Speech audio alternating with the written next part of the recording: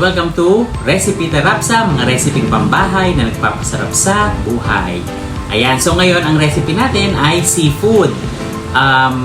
Itong isdang to hindi ko alam kung maraming nakakakilala dito, pero ito kasi nakalakihan ko na niluluto ito ng lola ko dati. Ang tawag dito ay ang hiwas. Ayan. Ito siya, oh. So magsisigang tayo ng hiwas. Marami siyang tawag. Minsan ang tawag sa kanya ay chabita, minsan bilong-bilong, minsan tahas. Pero ang sabi rito, ang scientific name niya ay mene maculata. So para siyang sapsap pero malaki. Nahugasan ko na to, nalinis ko na rin ang loob niya, natanggal ko na yung hasang. Yan. So make sure na nahugasan nyo mabuti at make sure na sariwa ang inyong hiwas kapag isisigang kasi medyo siya yung may kaunting lansa ba. So kailangan sariwa siya pag inyong isisigang. So pag bibili kayo ng isda sa palengke, yan, make sure na hindi sira yung mga tiyan nila. Tapos yung mata hindi malabo. So yun ang ibig sabihin ay sariwa. Ayan. So ito yung main ingredient natin, hiwas. So papakita ko sa inyo ang mga ingredients at ang procedure.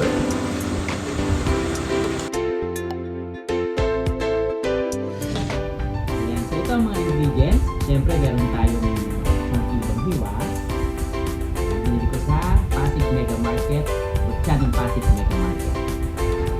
Tapos meron tayong dagdagan natin ng sibuyas. So tatlong malalaking sibuyas. Kamatis na napakamahal ngayon. 180 to 200 ang kilo ng kamatis. Lagyan natin siya ng gabe. Optional din to. Pwede rin kayo maglagay ng labanos. Ayan. Okra or sitaw kung gusto nyo din. At pag sinigang na isdang ganito, mas gusto ko ang talbos ng kamote kesa sa kangkong. Ayan. Ngayon, kung masipag kayo, pwede kayong bumili ng sampalok, pakuluan nyo, nilalaga, pinipiga, sinasala, yan ang sampa. Pero syempre, meron na tayong instant sampalok mix na pasado naman sa panlasa natin. At ang pampaalat natin or ang pang-asin natin ay patis.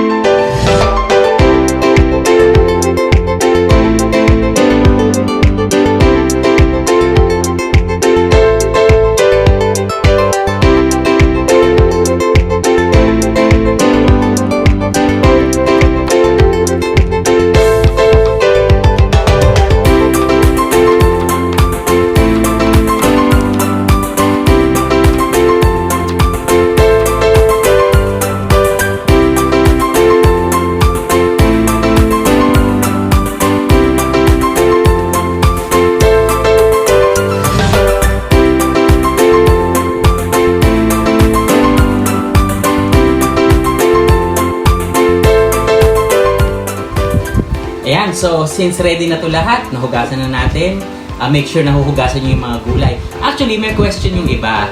Ano ba mas tama? Hugasan muna bago hiwain or hiwain muna bago hugasan?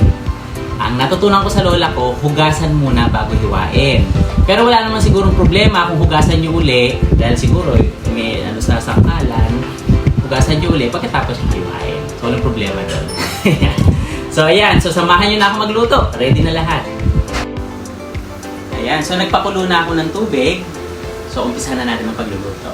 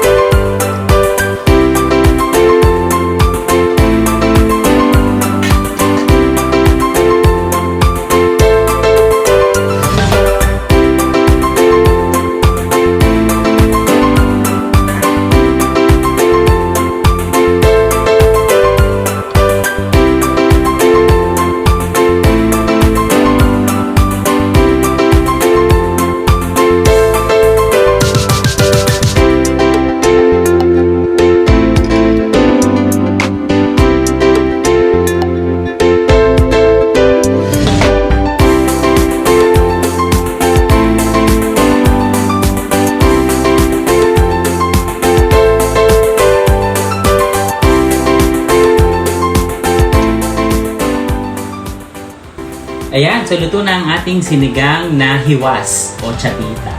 Ayan. So, titikman na natin.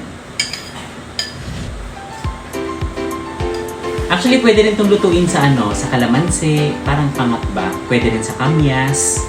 Ayan, nagkataon na ang ating ginawa ay sa sampalok. Sabaw.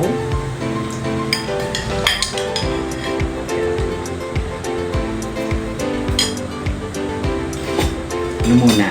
Itong laman muna ng isda.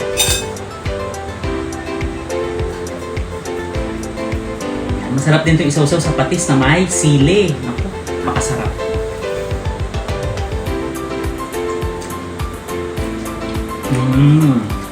Sarap. Manamis-namis ang laman. Para siyang pampano na parang sapsap. Ayan. Isa pa. Kala nyo wala siyang masyadong laman kasi malapad siya at manipis. Pero marami rin naman siya. At sabaw.